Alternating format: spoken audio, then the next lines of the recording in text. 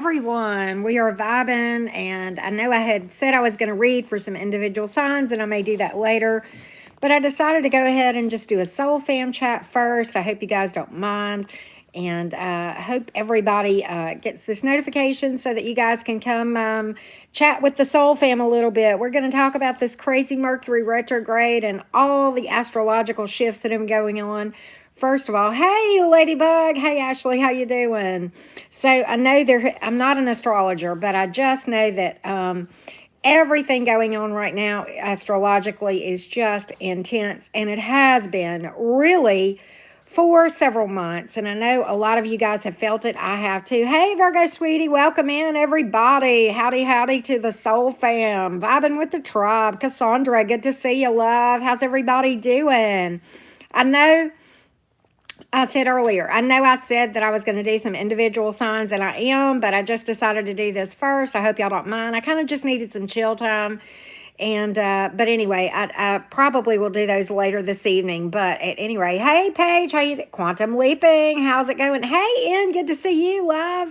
Good to see everybody. Divine Essence, I know you. How you doing, love? Good to see everybody. How's everybody doing?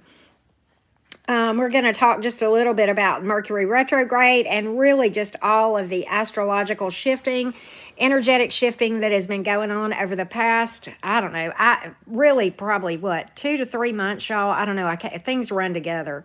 Yeah, it's good that everybody could come in. Hope everybody's having a good evening. It's evening here. It's about, oh, I don't know. Honestly, I have no idea. I think it's 8 something central. I'm on central time, and I think it's 8 central here.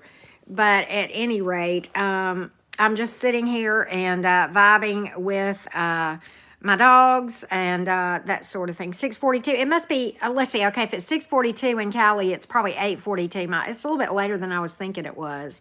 Yeah, Central Standard. Yep, you're right, Ashley. Exactly. I don't know who else is on Central other than me. But hey Jenna LF, good to see you, love. We just got here, Jenna. So, and I haven't really gone into anything about what we were talking about with Mercury retrograde and all that kind of thing. But so y'all want to chat about it, and I will. Please understand this.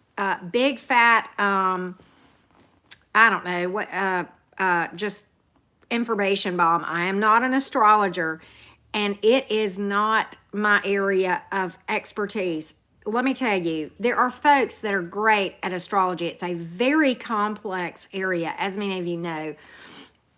But what I do know, really just from the astrologers that I watch, and I can't ever think of his name. Obelisk Roland Grand, or I don't know. He's amazing. He's an older gentleman. He's probably forgot more about astrology than I'll ever know, or what have you. He's just a whiz kid, just a genius about these things. And I follow some other astrologers too. But anyway, that being said, really, and y'all know this, the astrological energetic type shifts have been pretty intense now for at least 2, maybe 3 months, and I forget. But y'all probably remember a while back when we had that full moon in Scorpio. Okay, that was crazy, as many of you know. Look, my shirt's just all kind of discombobulated. Let me just get myself undiscombobulated here as best I can. But anyway, the full moon in Scorpio really was all about shadow work and bringing things to light that we had it in. And that was extremely intense for me, and it catapulted me into some serious shadow work that really took place over a couple of months, probably. Pretty intense. When I tell y'all I sat out under the full moon and ugly cried, I am not kidding. I mean, tears and snot, just, that's the way shadow work is. Many of you know that from hearing me talk about it and, watching my videos where I kind of go into that in more detail. And this is, this purpose of this chat is not really to go into detail about shadow work because, I talk about that other places. But, this Mercury retrograde is very intense for so many people. What I know about Mercury retrogrades in general, I'll tell you what I know and what which is not a lot, but I'll tell you what I do know. First of all, I pay attention to Mercury retrogrades, especially because I am a double Gemini, and Geminis, Virgos, you are too. We are ruled by Mercury. All right, so that being said, typically it'll hit Geminis a little bit more intensely and Virgos sometimes, not always, but it affects everybody. And what a retrograde, for those of you who don't know what retrograde means, does everybody even know? Like, a lot of people think that what it means is that the planet is traveling backwards. In actuality, to be very, very transparent with you, I'm not an expert on exactly what's going on from an astronomy standpoint, but it only appears to be going backwards. However, that being said, the effects, it might as well just go on and be going backwards. Okay. So that being said, here, Mercury, as you know, many of you know, hey, Crystal, good to see you. Mercury, as many of you know, is about communication. So because of that, it affects, like, when you sit down and just have a conversation with someone. Very good to get to say, okay, now let me make sure I understood exactly what you said. Just really clarify things when you are making business deals and that sort of thing. For those of you who are in the business world, really, really pay attention to the wording. Look, I am not that person that says don't do business deals, don't buy a car, don't accept a job. That's hard, that's malarkey. Okay, I'm not going to stop living my life because Mercury's in retrograde. I'm just going to be more cautious. That being said, it affects electronics like the ones that we are using right now to communicate, because that is a method of communication. It affects computers, all kind of systems. Let me tell you, YouTube gets extremely glitchy during Mercury retrograde. Other stuff gets glitchy. And it's so easy to have issues with electronics during Mercury retrograde because of that. When Mercury is in retrograde, another thing that it does, it can be annoying, but it teaches us to slow down and be patient, which, okay, being a double Gemini, you guys probably may or may not know this about the sign of Gemini, but by nature, we are just, it doesn't come natural for a Gemini as it does with other signs like, the Virgos, the Tauruses, even the Libras. A lot of time, depending on the other placements, you guys can be so patient. Gemini, no, we want it in a microwave and done right then, right? We're not patient people by nature, so we have to learn to be. It's the thing we have to work through. Every sign, as I say, has challenges, but it teaches us to slow down, make sure we understand things, be patient with electronics, okay? It slows us down. And the other thing that Mercury is famous for, it's oftentimes joked about the return of the ex, right? Dun, dun, dun, right? Yes, they are painfully patient. You're absolutely right, Ashley. Every Virgo I know is extremely patient. My bestie, Ashley, is a Virgo, by the way. But anyway, so a lot of times when you hear people, associate Mercury with return of the ex, here's why that happens. Okay. When Mercury goes into retrograde, one of the things that happens, and I don't know why, I just know it's true, is that it brings up things that I call unfinished business. What it is things in your shadow that you've not dealt with. And that's why many times your ex, will resurface, or you'll get them back in your brain again. And what Mercury is doing, and it's doing something for our good, okay? But what it's doing is bringing things up that we still need to work through and deal with that we may or may not even be aware of. But it kind of is like spotlighting things in your shadow. So, and a lot of you guys, and I've talked to a lot of other folks, you're not alone. This Mercury retrograde this time is really affecting a lot of people. And I'll be honest, my birthday, it fell in Gemini season, if that's not crazy enough, right? And my birthday was, right smack dab in the middle of retrograde. And I was like, oh God, as soon as I looked at the calendar and realized that Mercury retrograde was going to be going on my birthday, I was like, well, shit, Well, actually, I don't know why this is. A lot of people are feeling this one so intense. It has been my mildest Mercury retrograde ever. And I have a theory as to why, but I can't say this is true. It's just what I think is possible. Okay. Because, Jenny, you're not alone. And what's weird is there are a few people like me who it's really mild to them. And then other people, it's just kicking their butts, you know. Well, and usually the pre-shadow, right before Mercury retrograde, there's a pre-shadow and a post-shadow where you can feel that same energy. And for me, the pre-shadow, if it's going to hit me, it's going to hit me hardest then. But, hey, Jody, good to see you, love. But, anyway, I know, right? The Tower moments, Mercury retrograde, right? But anyway, the thing about it is, I have a theory as to why it didn't hit me hard. Now, my electronics are a little glitchy, but not even bad like they sometimes are. But now it has hit me in communication with people, just face-to-face communication. Yes, yes, yes, definitely. Candace, I totally get it, love. I really do. Hey, I hope I say this right. Somia, pretty name. But anyway, my theory as to why this has been mild is, as I mentioned earlier, the Scorpio full moon is what kicked my butt. That's where mine started. Oh my God. And it wasn't just one night. It was days before and days after. I felt like I was losing it. I really, really did. And it really never let up as far as the intensity of the shadow work that really my spirit guides were kind of calling me to do. And just, and strongly encouraging me to do. And I think I worked through a crap ton of stuff in my shadow before even the pre-shadow period hit with Mercury retrograde. And I wonder, and I'm not saying my shadow is that, no, we'll always be doing shadow work. But hey, Amy, good to see you, love. But what I will say is I think it's because I had done so much house cleaning in my shadow.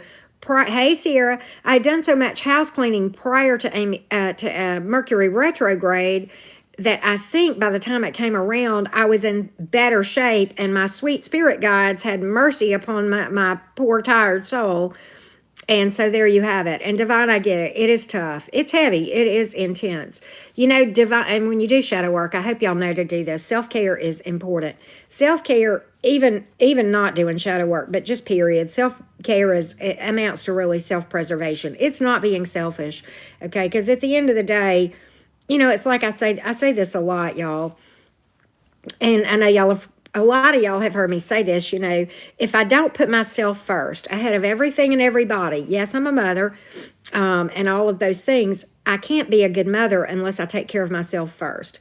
It's the same concept. Those of you who have been on an airplane, they say, they give the instructions when they drop the, see, very important, Divine.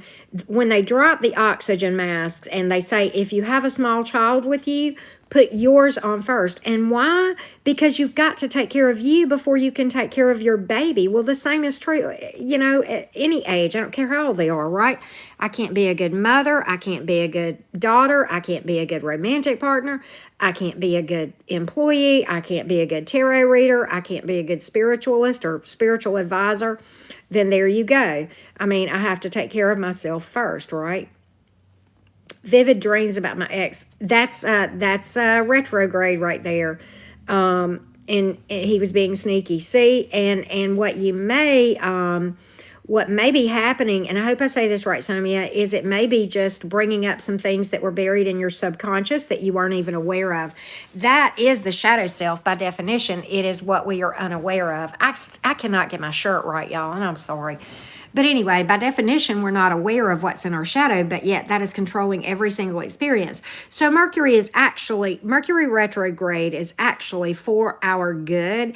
It's like the bitter medicine, if you will. It'll make you feel better, but it's just kind of tough going down kind of thing. If that, I know that's simplified, but it is what it is, and just like Mercury retrograde, you get breaks from it. Hey, Nacho Mama, you take breaks from shadow work too, right? Shadow work is kind of like a lifelong thing. You'll be working through, or at least for me, I'll say that.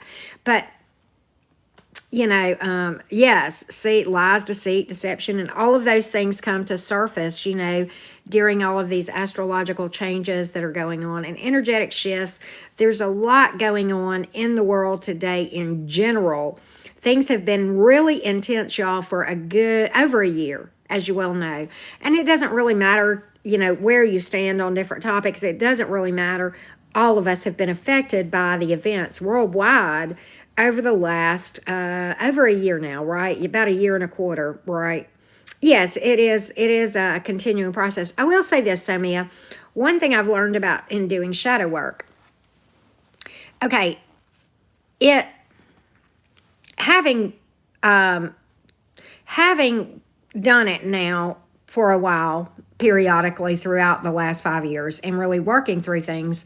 When I start to do shadow work, or I literally am led into being done shadow work, typically that's how shadow work happens for me, to be honest with you. More often than not, it's like, okay, you're going to sit down and deal with this, right? Kind of thing. And it's brought, it manifested, the need to do that will manifest like in triggers and things of that nature, right?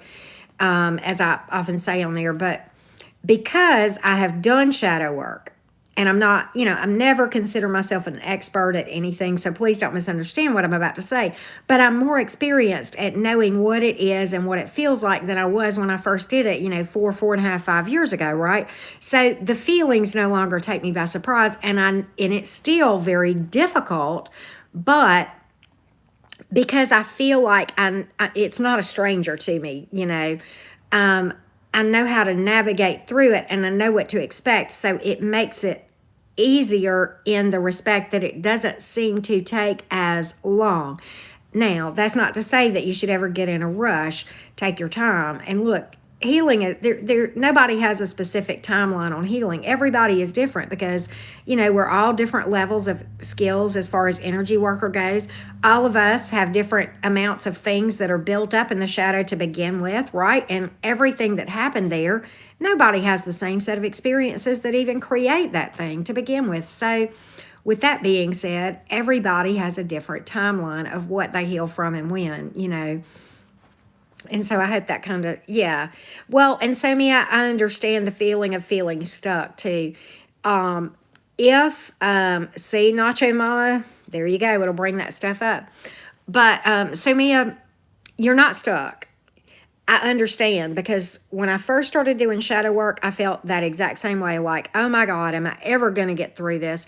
I'm never going to get over this thing. And, I'm never going to heal from it. And I would think I would be healed from it, and then it would just pop back up. Oh my God, especially every retrograde. Oh my God, it was just like, oh dear God, here we go again, right? But, and you'll think you did. But there's a couple of reasons for that. One, you heal different things about a certain situation. For example, say we're talking about a breakup, right, or divorce or whatever. You will heal different aspects at different times, and you will revisit that. And you might heal an emotion of sadness. You might heal, then deal with regret, then feeling vengeful, then feeling angry, then feeling bitter, then feeling mad at yourself for allowing yourself to be treated a certain kind of way to begin with, right? And for staying in a situation, for example, longer than you should have. I mean, these are just all kind of examples. We all have different situations that we're dealing with. But my point is this: you will revisit those things, and that's normal. And the reason, and you will take breaks from that. The reason I believe that you can't heal it all at one time, I think it would physically kill us. I mean, maybe not, but it's hard. It's intense. How can we deal with 5 different emotions associated with a certain breakup, divorce, traumatic event, whatever the case may be, right? That's my theory, and that's what I believe. That's what resonates with me based on my own healing journey. So I hope that kind of helps, Somia, but you're not stuck. You're definitely not stuck. Hey, Heather, good to see you, love. Good to see everybody. Good to see everybody. Exactly, different emotions each time. And quite honestly, sometimes you can tell if you need to do shadow work. Like say, hey, Debbie, good to see you, my little Saggy friend. Julie Walk. Right, exactly. Exactly, Julie Walk is right. She's right. It's tough, I know. Yes, but so if you feel, oh, Night Owl, oh my God, I love your name. Owls are that's very significant in my path. Can I just say that? Oh my God.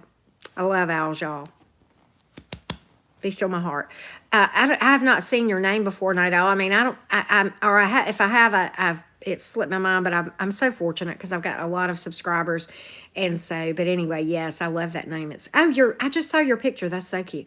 Yes, they are cool. Do y'all want to hear, Night Owl, apparently, I don't know if owls are important to you too, but I'll tell y'all a cool owl story. Thank you, Julie Walk. I love you back. Love back at you, my friend. Um, when I was a teenager growing up, me too. Hey, Stephen, good to see you. When I was Night Owl, me too. Growing up, interestingly enough, Night Owl, my mom, her decor in the den was all owls. It was so cool. But anyway, here's an interesting little bit of from my teenage years.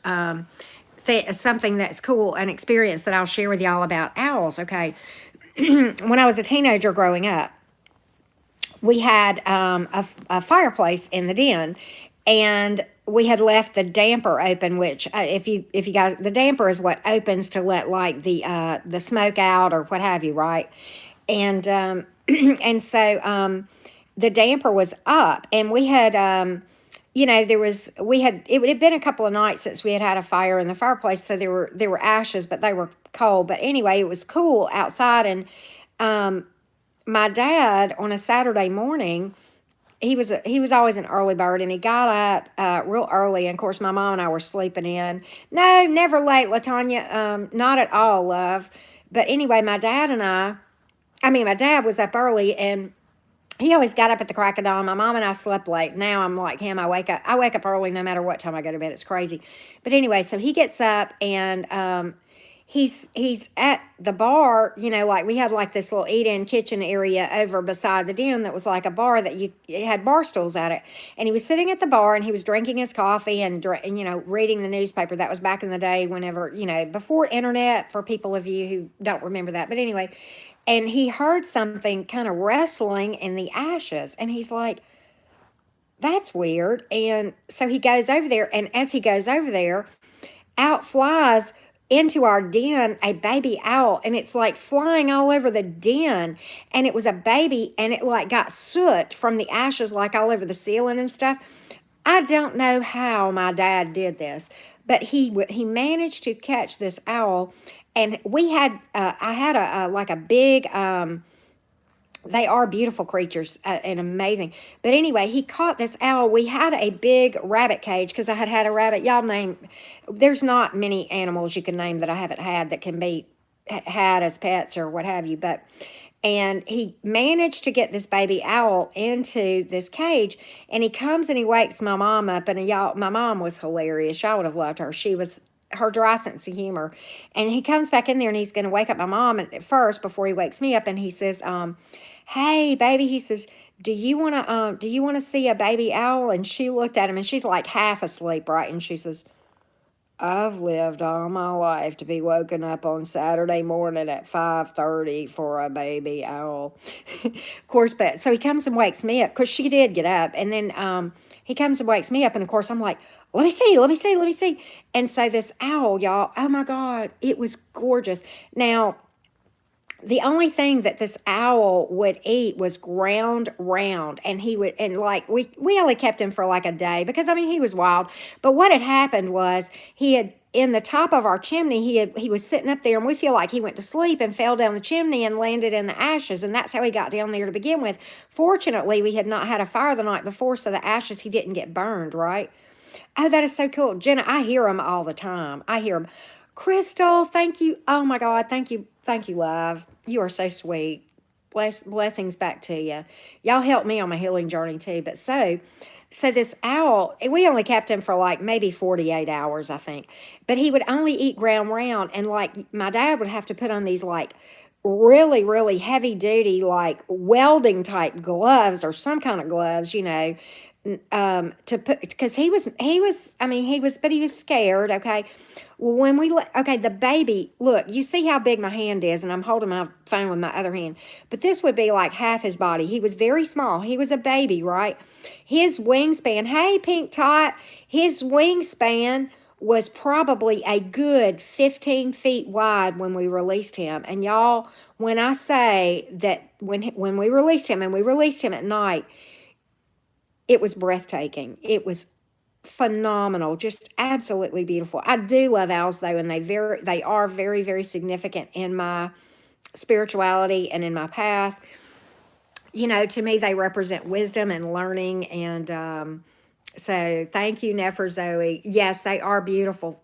Just incredibly. It was breathtaking. And you know, my dad, this was, you know, my dad, this, I was a young girl, so we didn't have a video camera, but he made pictures of it somewhere in the mountains of pictures in our house. And my dad loved pictures, so he made them a lot, but he had several pictures of it, and it was beautiful. Is it raining? Is it raining where you are, Pink? It's not raining here. Now we've had some rain on off and on the last couple of days, Pink Top, but it's not been bad. But you know, I talked about animals that I've owned. I've owned or I should say animals that have owned me, right? Um, I know, right, Night Owl? I love seeing them. You know, there's a place in Birmingham, Alabama, which is north of me. I'm in Alabama. Many of you know that. But there's a place in Birmingham north of me that I don't know if they still do, but it's Oak Mountain State Park. And in that, they had a rescue for animals that could not recover from injuries enough to be in the wild. And they had several owls there, and it was absolutely beautiful. But they are fierce, y'all. They can really, really be very they're just so strong. Okay, I don't think they're mean. I just think oh my goodness, Pink, I'm sorry to hear that. It's not that they're mean, they're just wild animals, and they're predators. Okay, and so, you know, they're kind of like hawks or anything else, right? See, that's so wild, so wild, Somia. Oh, wow, that's cool, Barb. That is cool. Um, you know, interesting. My school's mascot was Vikings, right? But anyway, and I don't follow the Norse pantheon, but I just find that interesting. Right, I have friends who follow the Norse pantheon. For those of you who might be practitioners, but anyway, but yes, they're very strong and very big. And Latanya, even with this one being like the body, this would represent like half the body. The wingspan was probably 15 feet. It was absolutely breathtaking. But you know, ever since I started the path that I'm on, like I said, owls are significant. And it's really funny because whenever there is something impending that I need to know about, like a heads up, if it's a different thing. I hear owls. There is nowhere that I've lived that I haven't heard owls. And there's one of two ways that I'll hear them. It's either like a peaceful, like cooing, like everything is fine.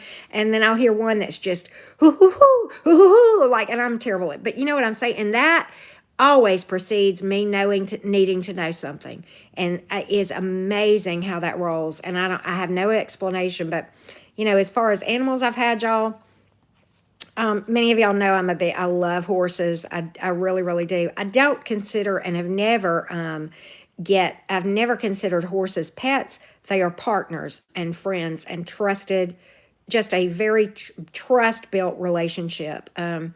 So it's not that I don't love them as much as pets. I love them differently. It's on a whole different level, horses. But I have had, of course, dogs, many dogs, cats, rabbits. I've had a goat. I've had, I said rabbits, right? I've had several rabbits. Of course, hamsters and, you know, stuff like that. Chickens and stuff like that. I did not know that, Samia. That's interesting. That is interesting. I don't know if y'all can see this whenever I read, and I'm not in my reading room right now. But yes, they are highly into. You know what I just thought about? I probably need to plug my phone in, and I've got a charger right here, and I don't know how much charge I've got. So let me just do that so I won't like lose y'all for whatever reason. Hold on a minute. Let me plug this phone in. I can't see. There we go. Okay. But anyway, yeah, I just didn't want to lose y'all. I think that worked. Let me make. I don't know if it. Well, okay. Let's just hope it did. But oh, that's poor dogs, right? I have never had a parrot. I mean, I think they're amazing animals. Do y'all know? I kind of have this weird phobic fear of birds, and I really don't know why. And I'm better about it now. But like, I managed to have chickens, which was pretty cool. And there is nothing like fresh eggs, y'all. Nothing like them. Girl Scout camp down Cape Cod. Oh wow, that's so cool, Sierra J. I love it. I love trail riding. I love riding on the beach.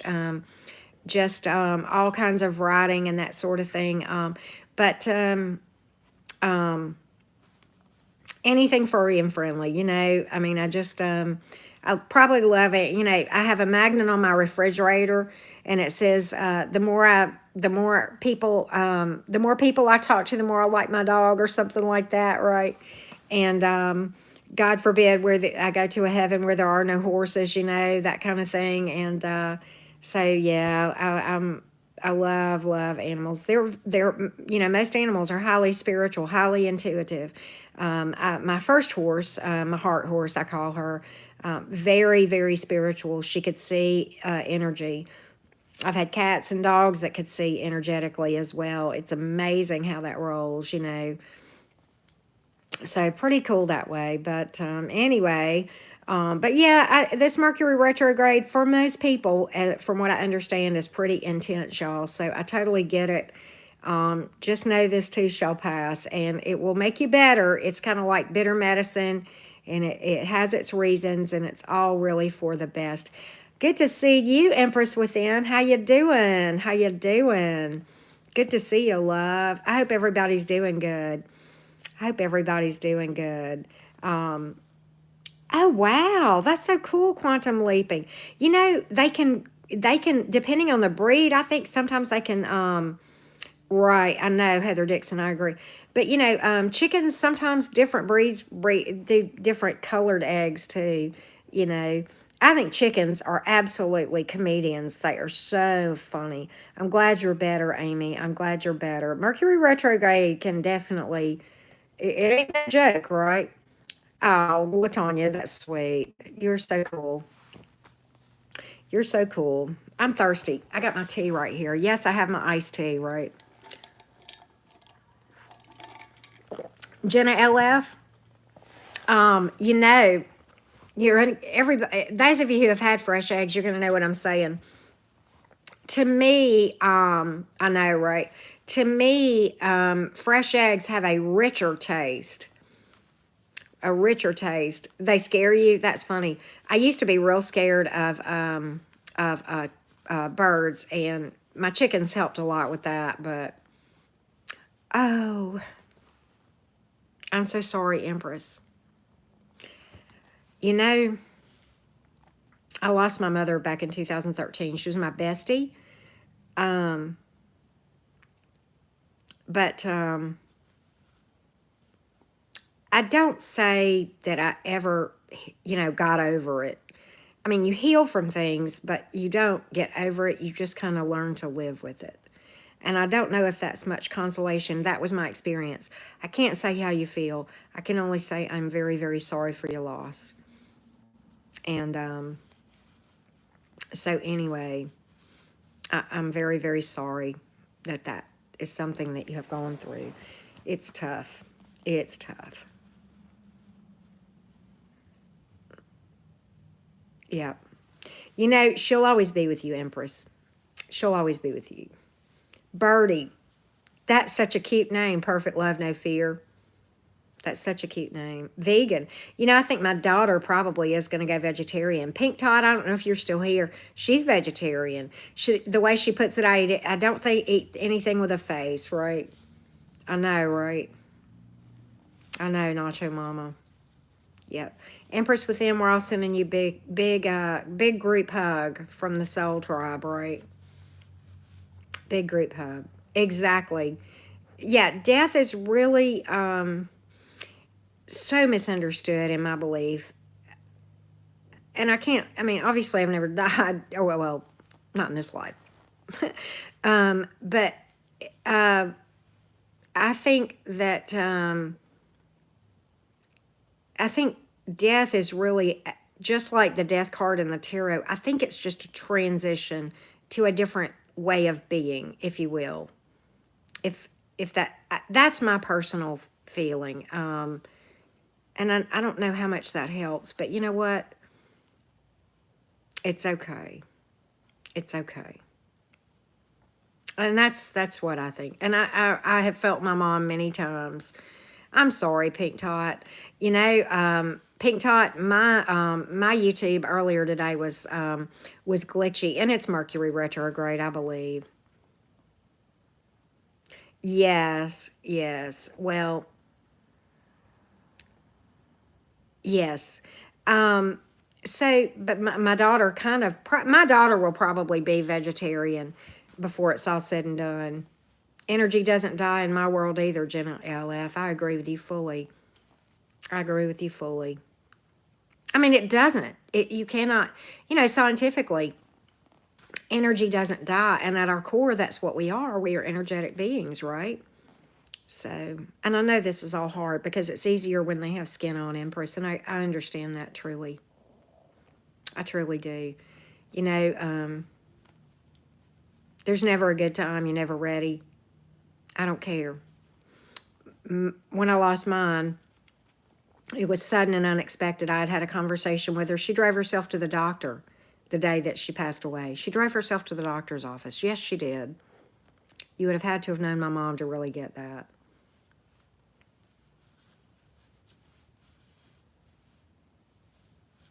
Yeah, Pink Tot's right. I agree with you, Pink. The death card is an ending of old things that don't serve you. It's clearing out old energy. You're right. Exactly. Yes. You know, I like what you said, Perfect Love. I hope that when I pass, that it's a celebration of a life lived and not, sadness, because I ain't going nowhere, right?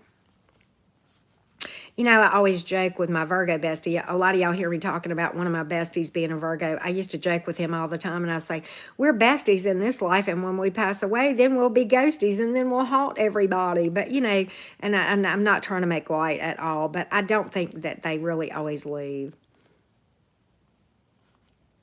Wow. Interesting, Pink Tot. That's very interesting. Yes. I mean, um, see, and you know what, Heather Dixon? They celebrate death in New Orleans. It starts out sad and then it becomes a celebration, for many cultures there anyway. Wow. There you go. Quantum leaping. Good deal. Good deal. I mean, many times I believe that shadows, orbs, and that sort of thing are manifestations. Sometimes it's our loved ones. I mean, yes, it's good to cleanse and smudge and, keep your energy clean. But I will say this, you know, depending on how you smudge, and I smudge with the intent, and I state things when I smudge. I don't banish everything. I can't. I mean, that's crazy because I'm energy too, right? But I banish that which is not for the greater good, which is, your own greater good and the collective greater good are the same things. And then I send it to be transmuted. Well, but if you smudge or sage that way, then you won't get rid of the good energy that's there, right? So, and I mean, honestly, my Virgo bestie, I mean, he talks about it. He says, I have ghosts that live here. They follow the rules and everything's good. And when he smudges, it's fine, right? So, there you have it. But, Empress, I feel sure that she's not nearly as far away as you might think she is. Okay? I know that's not maybe a lot of, help, but it helps me a lot. I believe in reincarnation, Somia, and I believe in spirits too. Yeah. I believe I had, have you guys ever heard of lucid dreaming or outer body experiences or astral, anything of that nature? yes, children many times remember past lives, and there are recorded accounts that are uncanny that prove that. You're absolutely right, Latanya. But at any rate, I was in a meditation state. This was probably, I don't know, 8 or so, maybe 10 months ago, something in that nature. I was meditating and I was laying on my couch, and I felt myself leave my body. Now, y'all, I swear this really happened. And it scared me at first because I was like, wait a minute, what is this? Yes, I think we do, Latanya. I'm sure of it. I'm sure. But at any rate, I felt myself kind of leave my body, right? And I thought, oh, this is creepy. And I kind of felt myself coming back in. And then I'm glad you're here, Quantum. I astral travel too, Quantum. But this was like before I really got into that so much. And I, I, I had this outer body experience. At first, it kind of scared me. And I mean, I felt my spirit guide say, it's okay. I just want you to experience this, right? And so I felt myself, and I literally, I could see myself laying on the couch, and I felt myself, I was like up hovering on, I never left my house. I was up hovering on my ceiling, y'all. And, see, I agree, Aveth. I hope I never know if I say your name right, but you're right. Things like that do happen. Okay, so I was hovering like on my ceiling, and that was a learning experience because what I felt was so free. And I don't have a death wish. No, I love my life. Don't misunderstand what I'm saying. I'm not in any way do I wish to have an earlier, passing from this phase of existence. But what I learned was not to fear death. I don't fear death anymore. And I don't fear about my mom. And what I realized is if you think about our existence and the demands of existing inside a human body. Okay, first of all, we have to have shelter. We have to have food, and we have to have clothing. So that means we have to work. Oh, and we have to sleep. So we have to have a bed, right? It is a lot of weight, WEIGHT, to be in a human body. So I really do think, me, time expert, good to have you. Welcome, love. I'm glad to hear that you are with us now, and welcome. We do these soul fan chats. Oh, I don't know, maybe on the average about once a week or something like that. But at any rate, it all of that. Hey, Debbie Crawford, all of that to me. Latanya, there's a good reason to feel that way. I don't want to pass either because and I'll speak to what I think about that. I agree with you though. I'm with you on what you just said. But anyway, I believe that what was happening and the learning experience of that was to not fear death, number one, and to realize how hard it is to be in a human body and what demands it places on us. We have to sleep, we have to eat, we have to work to pay for clothes and pay for shelter and da-da-da-da-da. See, fear, exactly, quantum leaping. That's what brought me back too. So yes, I'm glad to have you here, Me Time Expert. We talk about all kinds of stuff. Me Time Expert, we talked about the astrological shifts over the last 2 or 3 months and how intense everything has been at the beginning of this, if you happen to want to catch the earlier part of this. But at any rate, so don't take that as me having a death wish or wishing I could end this thing early. No, I got stuff to do. And Latanya brought up a good point. While I'm thinking about it, I kind of want to speak my thoughts about that. A lot of people I've heard say this, and this resonates with me. If you think about life, it is very challenging, right? And it is my belief that we come here to heal certain aspects of ourselves, to learn and to it's almost like a school, I think, here sometimes, okay? And I think we have jobs that we're supposed to do and things that we're supposed to learn while we're here. And I think you keep coming back till you fix it all, or you graduate, one or the other. Thank you so much, Somia. That's my personal thought. I've heard that said, and that more than anything resonates, And, you know, some people say, and I used to really be strongly about this. I'm questioning this now. I don't know where I line up on this. I'm just going to lay this out. I used to think that there were folks who were volunteers who came here to just awaken the planet and wake everybody up. But, you know, I've challenged myself on that belief. I'm not sure if I believe that anymore or not. And I may not ever know, and I'm okay not knowing.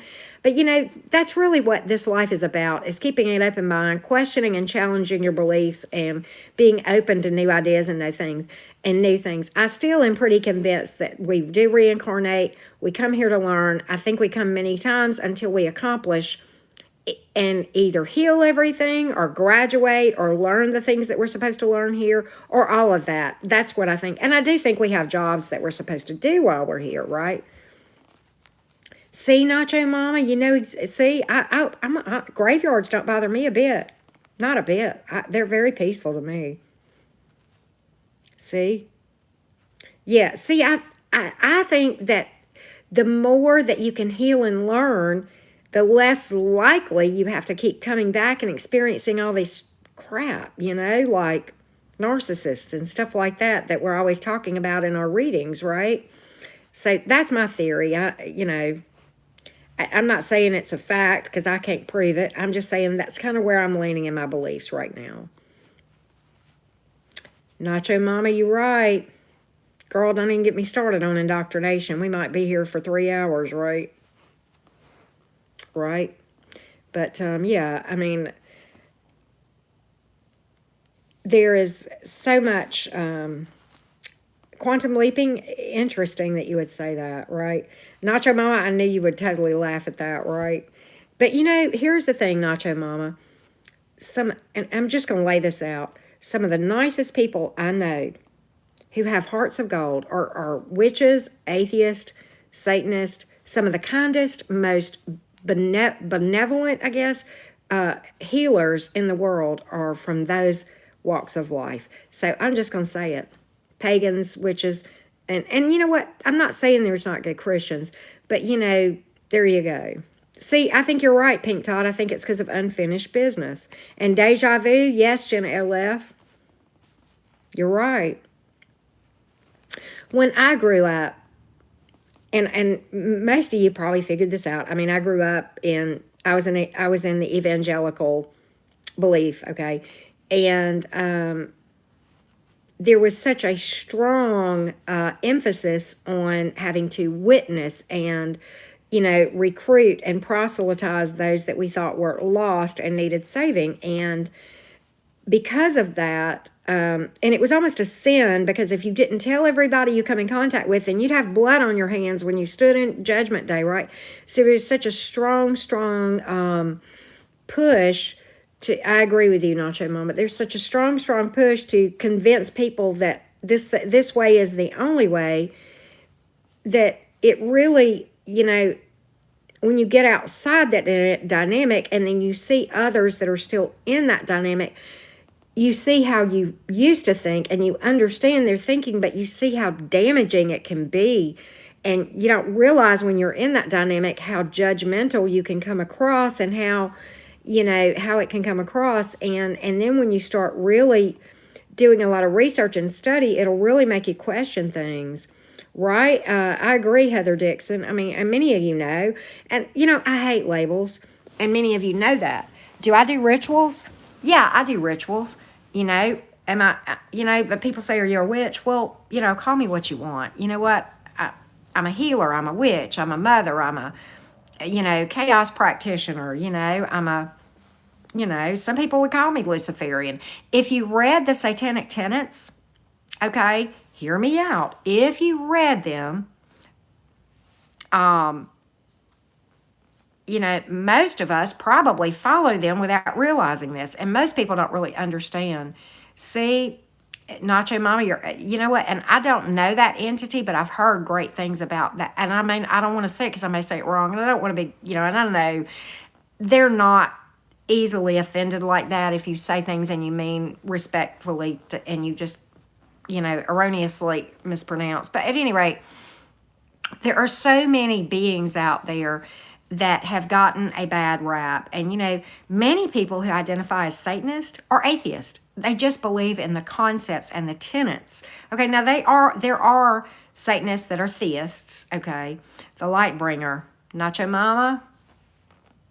There you go. And I believe that. I believe that, Nacho Mama. And I work with entities. You know, I do. Sure, I do. You know, I work with the Fae and I work with some entities. And I'm about to expand to a new entity that's been knocking on my door for a while that I've been really nervous about. Really wouldn't answer, and I'm ready because I've kind of done a lot of research. And you know, I think when you are working with entities, if you have fear, then you definitely shouldn't, because you will manifest what you fear, something to fear, right? But there you go. Heather, you know what? It's like, you know, whatever, right? Night, Empress Within. Hey, big hugs. Peaceful, peaceful dreams to you, Empress Within, okay? Peaceful dreams. I love the Fae too, Nacho Mama. They are hilarious. They are pranksters, but you know, they're often misunderstood. You have to be very, very, you know, it is an advanced area. You know this, Nacho Mama. You and you know this. There are so many different types of fairies, Fae, right? And some are flat out malevolent by nature, and they hate humans. Some not so much. Okay, they're different than dealing with a lot of the other entities. The energy feels different with Fae. And Nacho Mama, I'd be curious. They're very unpredictable too, and you can offend them in really ways that you wouldn't necessarily think. But I want to ask your opinion on something, Nacho Mama. I'm going to describe how their energy feels, the Fae. All right, as opposed to like other entities. Okay, like other deities. Okay, first, to me, entities like Lilith, Lucifer, you know, King Paimon, they have a heaviness in the and there's like a heaviness, but like it's comforting, but it's heavy, and it's a density, but like not dense like malevolent dense. It's like a heaviness, okay, like weight, W-E-I-G-H-T dense, not like dense like that kind of dense. But okay, so that's how I would describe working with various entities in general. Now, they are different, but they all have that kind of thing to me in common, at least right now, for what I know. But to me, Nacho Mama, here's how the Fae feels. The only way I know to describe it is fast, mischievous, lightning speed, like, like, the only way to describe it is like if you took, you know, and I don't know, I've never done meth, but like the way that people describe how it feels to be on meth. So Nacho Mama, what's your take on Fae energy? Do you find that in your experience too? Because that's the only way I know to describe it. Yes, like a kitty on, yes, like on crack, yes. And you know, I say this, you know, they don't really need us, and they exist on a whole different realm. They're very independent, and they are slow to come around and work with us. Hey, Marsha, good to see you. They are slow to come around and work with us, and they have a justifiable trust issue with humans, right? Yeah, Hollywood often distorts areas of spirituality, quantum leaping, but at any rate, but they have a justifiable distrust to humans, so it takes time to develop a relationship with them. But they exist independently. And I read somewhere that somebody said, think of them like cats. Well, that's kind of true. Think of them like a lion or a tiger, because they can if they get a notion, and their code of ethics ain't like ours, and it's not, you know, and they don't understand so much about the human way of life. They don't understand human constructs like time and the way that, you know, we view love and sadness and empathy.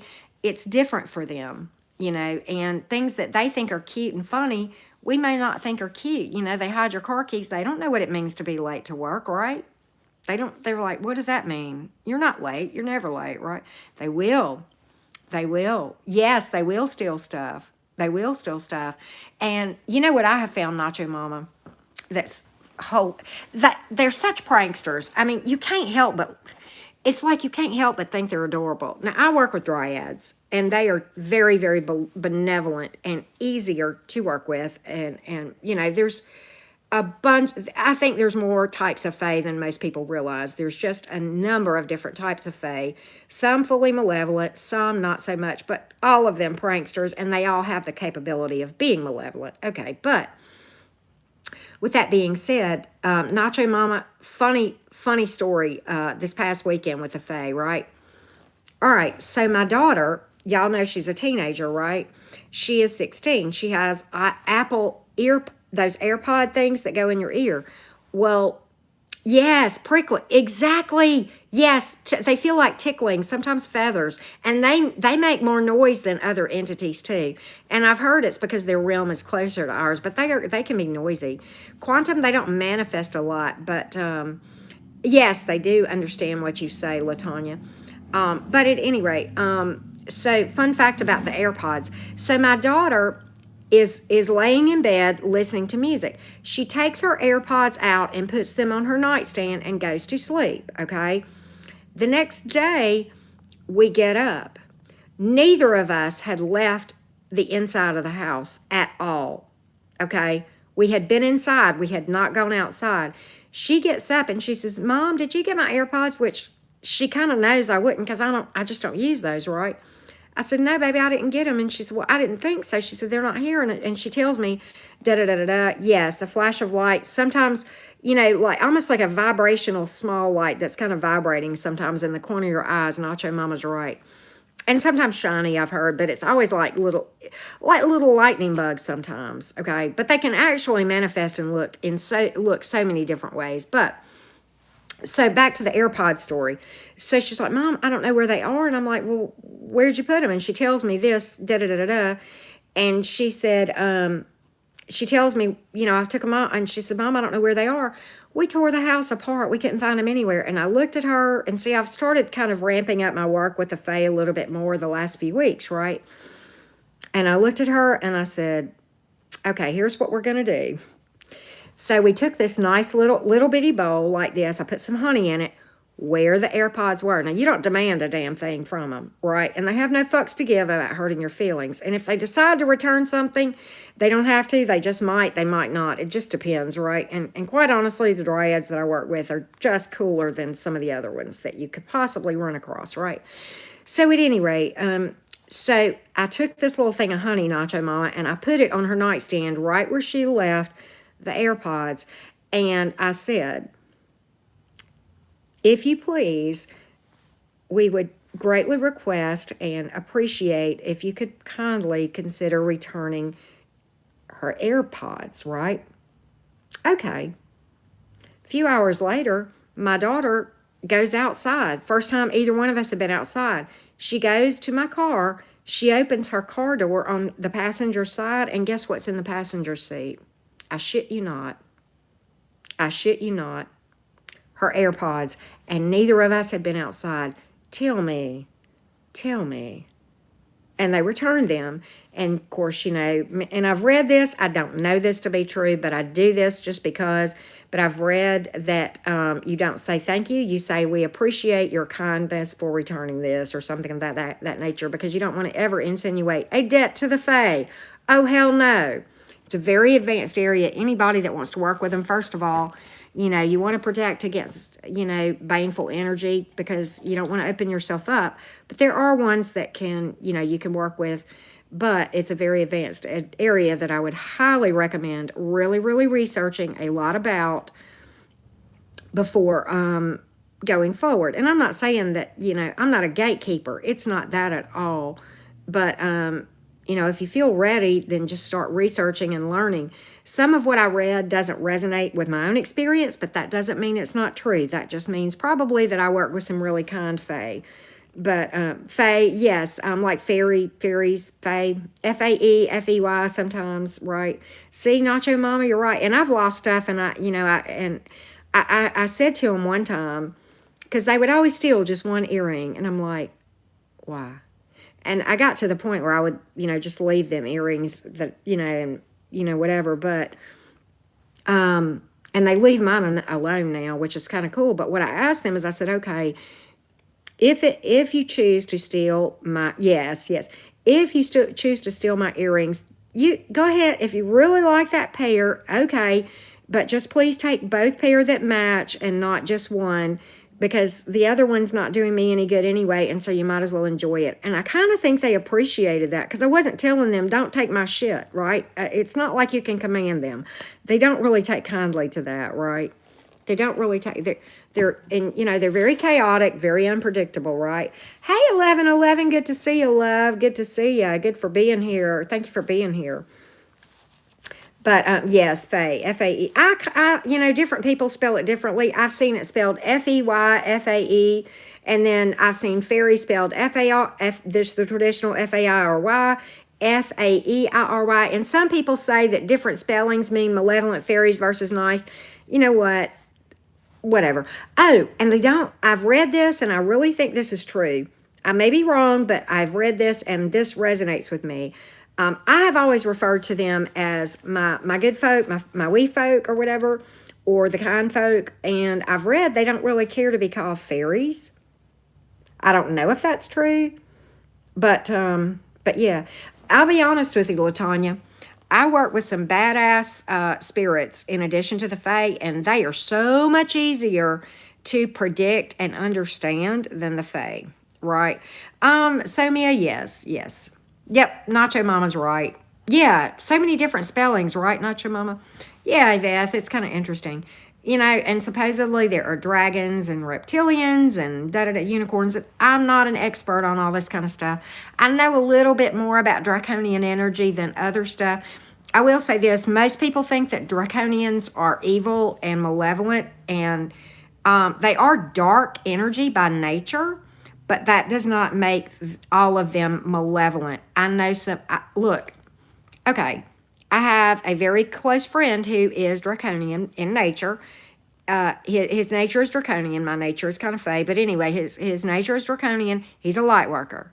He does it with dark energy. Yes, dark energy is not always about malevolence. Let me tell you something, folks. Every time you're doing shadow work, you're working in dark energy. Yes, you are. It's all about balance, right? And if you fear the dark, then you gotta, face your shadow and be balanced. That's why we say integrating the shadow, right? We're integrating all aspects of ourselves, right? Isn't that, you know what? I saw that, Amy, in some of the stuff. I don't watch the news, but I really need to go back and look at that stuff because I heard they had been talking about those UFOs. I'm bad to not watch the news, y'all. I know that's bad. See, I think you're right, Heather. Although I will say this, it's, I don't fear anything, 1111. I don't fear God. I don't fear any deities at all. And I don't fear, I will never walk in fear again. And I will never be controlled by fear. Perhaps, LaTanya. They can be great. A lot of people, they can be a mess, okay? They can be, Nacho Mama, you hit that one. But at any rate, because I'm like this, if I serve or worship, which I don't worship any deities for the record. Now, there are practitioners that do. I don't. That's just my path. Admire greatly, of course. Yes. Respect, yes. Fear, no. And I kind of feel like this. If let's just take my matron. That was the very first entity that I ever worked with. If I had approached her, if I only worked with her because I feared that she would harm me if I didn't have some sort of allegiance to her, then she would know that anyway. So she would know that my motives were not pure for the reasons to serve her or to deal with her. The reason I work with her, I love her.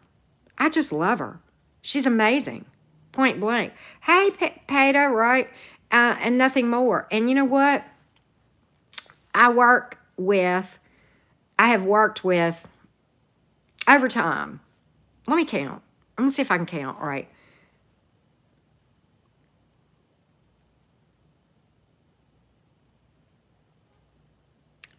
Seven different entities, okay? 2 I have like life relationships with, but I have 7 entities over time that I have worked with, okay? And these entities, and well, I guess if you count the God of the Bible, that would be 8. So of those 8, there's only one that ever wanted my soul. Only one. They don't need it. They're good. Right? They're good. And I know this is kind of like crazy territory for a lot of people, but it is what it is. See, I'm like you, Heather. I can't watch the news too much either. So Mia, you have to be very cautious. Here's what you have to be cautious of. There are tricksters and there are imposters, and that's why you have to be very, very cautious. And I'm not saying not to do it, and that if you're inexperienced, you can't. What I'm saying is, learn to know how to know if you are dealing with an imposter or a trickster, and there are ways. And I'm not going to get into that here because I'm not really here to teach. That's not my area of expertise, demonology. I mean, I work in it, but it's not my area of expertise, so I don't teach it. But there are ways to know that you are dealing with the real deal versus imposters or tricksters, and those are the ones that can latch on.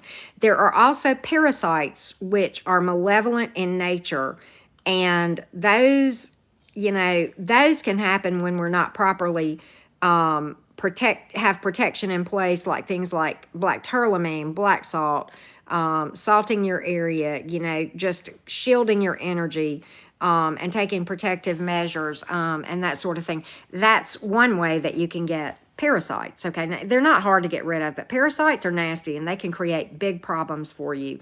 And hell no, I don't ever want to deal with them. And there are poltergeists, which I have never dealt with, but I've had two parasites sent to me since I've been on YouTube. Yes, we do get hit. This is a portal, or they try to hit us, right? But that's very, very sage advice, LaTanya. Study them and understand this. Yeah, Jenna LF, I know, right? Yeah, I'm not the only one. There's other tarot readers that I know that I talk to that have been, hit sometimes, and I'm worried about Tyler, quite honestly. But anyway, Asherah, Heather Dixon. Asherah, yes. Oh, I forgot that one. I've worked with her too. Not a lot, but I like her. She's a good lady. Good lady. Yep, I like her a lot. She's got some nice energy. Very powerful, my gosh. Yeah. But anyway, yes, Jenna LF, they do hit us. I mean, but this is a portal. Think about it. In the spiritual community, just like in the Christian community, just like in the Muslim community, there are people who are malevolent, right? So you just have to be careful. But black salt, Heather Dixon, is Jenna LF. There are things you can do. Jenna LF, in my shadow work playlist, do you know there is a 3-part series, I think, that I did on shadow work? Watch part 3. I tell you how to get rid of a parasite. And it won't hurt you even if you don't have one. It's just a good precautionary measure, and it ain't hard. It's easy. You can do it even if you've never done anything from a ritual before. Part 3, I tell you how to get rid of a parasite, because parasites can create major problems in your shadow. Yes, they can. But anyway, yes. I know 1111. Well, actually, he's listening more than you think. We'll just leave it at that. But anyway, yes, part 3, gang, exactly. Yes, because, I have a lot of stuff, Jenna LF, on that shadow work. But look for the 3-part deal, and it's part 3 that I talk about. And I think, sadly, I think that's the longest one. I wish I could timestamp where that particular part is. You're just going to have to keep, going around in there till you find that. And I don't know even if it's the beginning or the middle or the end, because it's been so, and it's amazing that I can even remember which video it is. But at any rate, and there are other ways. That's just the ways that, I know of as far as what worked for me. And it's not hard, and it worked really well. But yeah, there's some malevolent folks out there. So you just have to be cautious, Yeah, you're right, Nacho Mama. And when you're working with anything supernatural, if you fear something, what do I say all the time, y'all, about law of attraction? You will manifest what you fear, right? You will manifest what you fear. And if you fear that you are going to manifest something that is harmful, That is exactly what you will pull in, even if you have shielded and protected and done all the stuff. So, who was it just asked me about black salt? There are recipes for it online, but honestly, you can take salt and ashes, okay? Yeah, that's true, Jenna. LF is right. He gets bombarded with recommendations. I like Tyler, and I hope he's doing okay. I hope he's doing okay. Yes, yes, I'm rubber and glue, right? There you go. Doing. I love it. I love it. Yes, exactly. Me time. Rather than focusing on what you want to avoid, just focus on what you're want. You expect this, and that kind of thing. That is weird. 1111. It could be. I mean, as I said earlier, Mercury retrograde really does a number on electronics, so it very well could be that. It's kind of weird that way, but it does. Thank you, Cancerian Emerald. I assume Cancer is your sun sign? I am, my Venus sign is Cancer. So I'm a Gemini, but my Venus is in Cancer. So I understand how the Cancers can be up in the fields, but you know what? They can be some of the most warm-hearted and loving individuals, right? I say this a lot. I could say something negative about every zodiac sign and positive, right? Your sun sign is Cancer. Cool. Cool, me time expert. Cool. My Venus is Cancer. I'm a double gem. I have Gemini sun and rising and Capricorn moon. Yes. Yes. Yes. Yvette, interesting topic. The Ouija board. I have not personally. Can I just speak to Ouija boards for a second? Can we talk about Ouija boards? Yes, Jenna LF, it is. It is, as rising and ascendant is the same thing. Ouija boards are a tool. Tarot cards are a tool. Pendulums are a tool. Candles can be a tool. Incense can be a tool. When you work with any tool, you should cleanse. You should protect. Point blank, period. If you don't, you enter into the spiritual realm, you don't know what you might bring in. Period. Exactly. Nacho Mama said it all. I know people who work with Ouija boards. I don't have one, but you know what? I mean, I could go take a piece of cardboard and probably make some kind of a thingy to use. I mean, I just haven't. It's not that I'm against them. I have buddies who do. Tyler used to. Y'all may remember that. And Tyler does Zaria, which is very, very similar to Ouija board. Amy Aducci, you out of here. I love you. Thank you so much for coming in. Much love to you, girl. Big hugs. Big, big hugs. Rocket White, you'd be surprised though. Oftentimes water and earth signs complement each other. I would never, Yvette. That's just asking for it. That's just idiot, right? The best one I've ever, a cardboard and a shot glass. Oh my God, Nacho Mama. You know what, Nacho Mama, me and you gonna party in the real world one day. We totally need to hang. My God, you are my kind of people.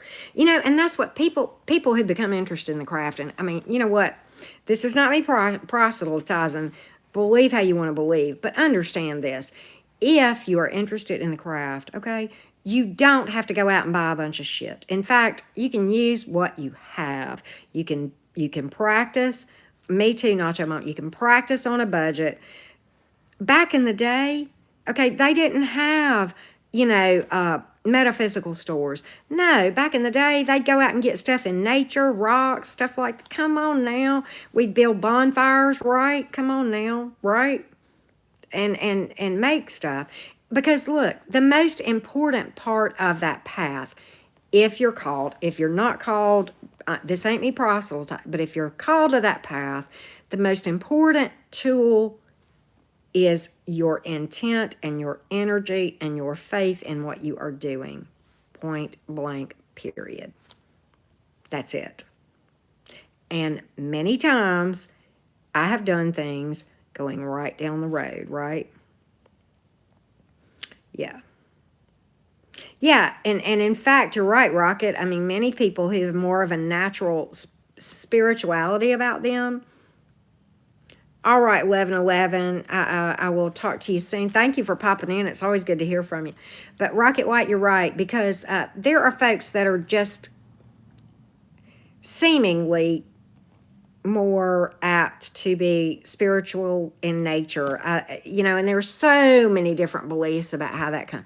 Some people believe in star seeds. I used to. I kind of don't know now. I'm questioning all of that, Rocket White. But what I will say is this: I know, regardless, everything that you say is with intent. Okay. It's a spell, and it has, power. Words are power. Even the Bible says the power of life and death is in the tongue. And that part, yeah, that part right there, right?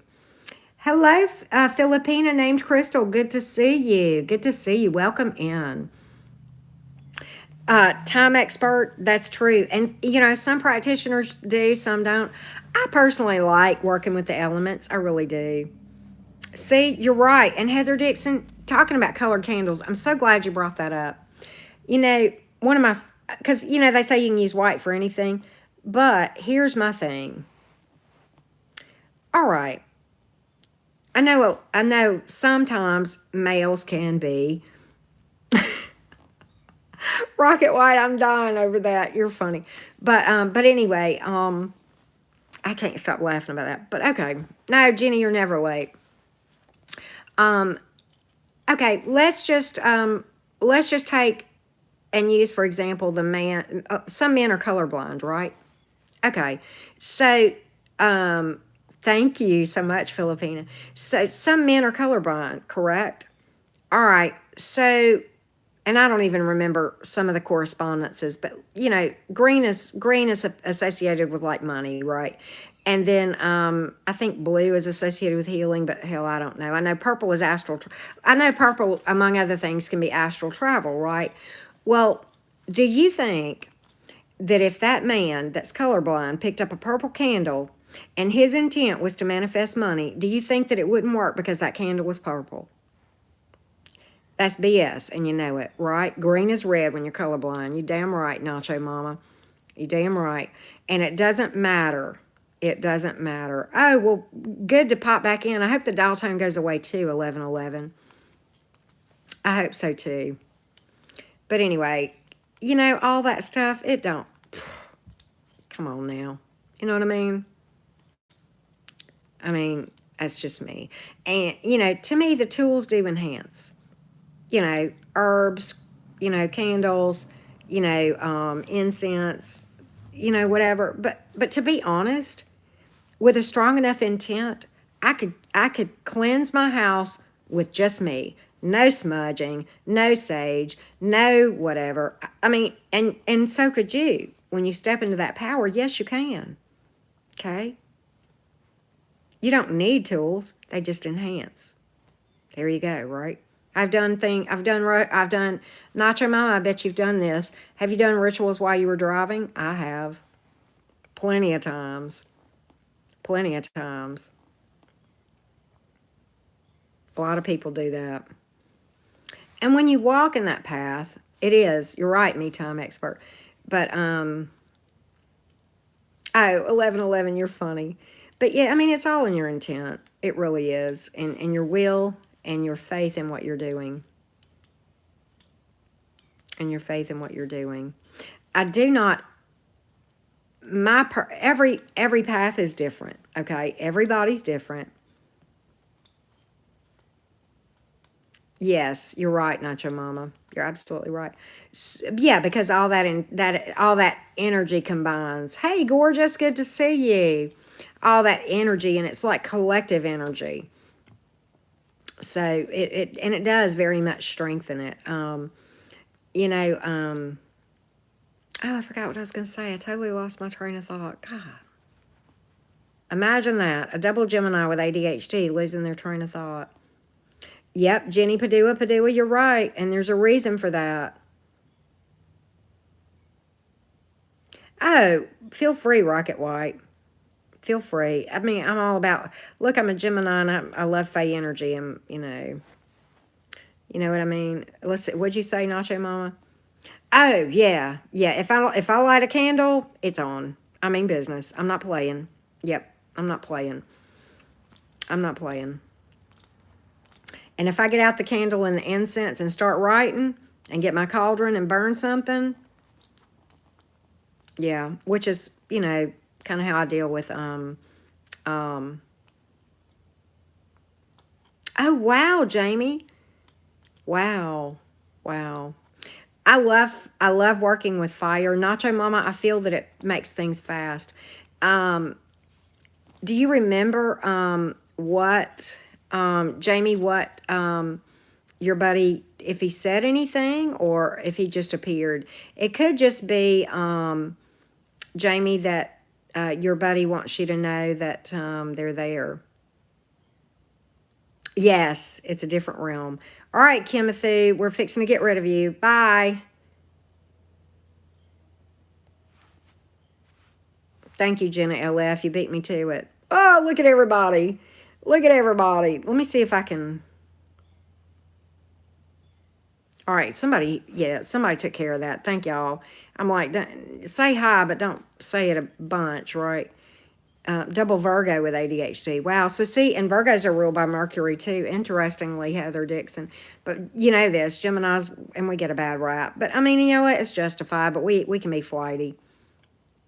I know, Nacho Mama. It's like, really? I mean, okay, we see you. Did you want attention? I mean, if you want attention, I don't know, go perform at the circus or something. Maybe you'd fit in better. Right? I don't know. People are nuts. Earlier, when I was doing that all signs reading, and a lot of you were in there, that troll was just driving. I was like, and when I'm here, I can see the comments more. But when I'm reading, now if I see y'all's comments where you're sitting there and you're saying this reson, even if you say this doesn't resonate, it's not my story, but thanks anyway, or something. I mean, that kind of stuff don't bother me. But just stupid shit like, what, I don't even remember what that to me, when it's totally just against what you're doing or off topic or just off the wall stuff, it distracts me, and whatever, right? He talked to you and gave you a hug. Oh, it was probably more than likely a visitation, and probably, and I don't know if you remember what was said, but probably there to bring you comfort. You said he had just passed away not too long ago, Jamie. Could just be telling you he's okay and that he's with you and that not to worry about him, right? Possibly, Jamie. That would be my take. Trolls. Oh, yeah. I agree, Nacho Mama. I think two of y'all hit him, Nacho Mama. You weren't the only one, and because when I went to hit him, he lit up, and man, 2 or 3 names of my mods popped up. I'm like, man, they own this. Dang, my mods don't play. They ain't having it. But anyway, yeah. But me time expert, it's probably legit. I mean, that you feel your grandfather's presence. I feel my mom a lot. I really do. I really do. My mom and I have had some very, very in-depth conversation regarding, she was a wonderful mother. She herself was indoctrinated into a similar path as mine originally. And trust and believe, we've discussed this and worked through a lot of stuff, even with her being passed away. I know, right, LaTanya? I mean, it's like, these trolls, I'm like, okay, I can understand. It's never good. Trolls are never good. I can never understand it. But I can see how they would find a channel like Tyler with, what, 500,000 subscribers, right? But, I mean, I am not big here. Why are these mofos coming up in my channel trolling me? And, it made me mad, and it triggered me probably a little bit more than it should have. But, I sat there and I said, okay, I am not all love and light here. And it's not me, but you know what? The deities that I work with, you just don't fuck with them, okay? And when you fuck with me, you fuck with them. And I don't even know about it until after the fact. And they come back and go, guess what we did? Yeah, They don't take kindly to that shit. And I'm like, you don't understand what kind of, Pandora's box you are opening by continuing to troll me like this. And it's not that I'm malevolent, but they're highly protective. And now, because you people are my people, they're going to be, this whole channel, they're going to be like guiding and protecting. I mean, that's what this is about, See? Exactly. I do think we hear from those who have passed from this part of existence. I guess you call it life. I don't think life ends at death. That's just me. Well, Jenny,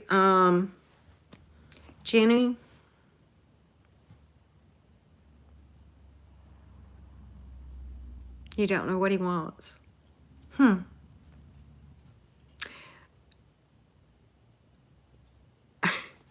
Right, Misty. I don't know what to say, Jenny. Now, I will say this, and this is not me, but I think there may be a practitioner that could help you. But I am not skilled in that area.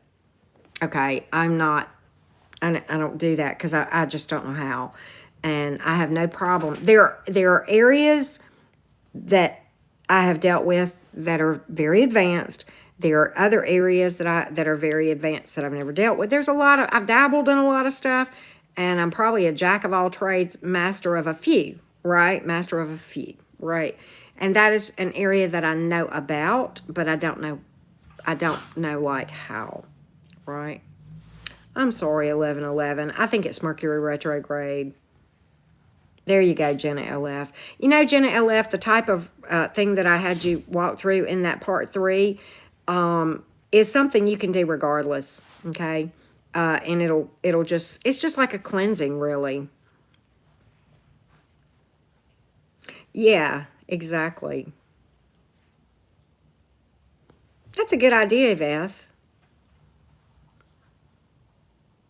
Yeah, things are, and you guys know I follow Rich, and I love Rich. Rich's electronics are glitching way worse than mine. Hey, M. Hank. Rich is having just a horrible time with YouTube. Mine, I don't think has been as bad this time as it was the last time with retrograde. I don't know why. It's been glitchy a little bit, but not too bad. Y'all know what's glitching bad?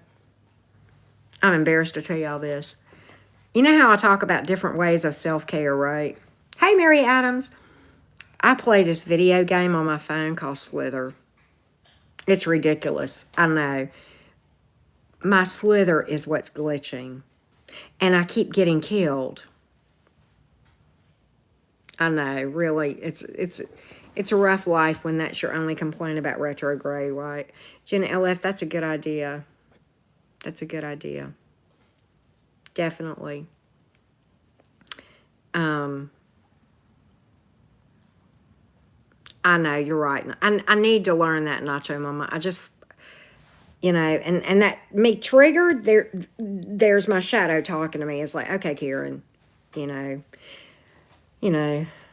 honestly, Nacho Mama, what's talking to me is telling me that I haven't been doing my energy work like I should because I'm exhausted and been sick and and I need to just get back on it.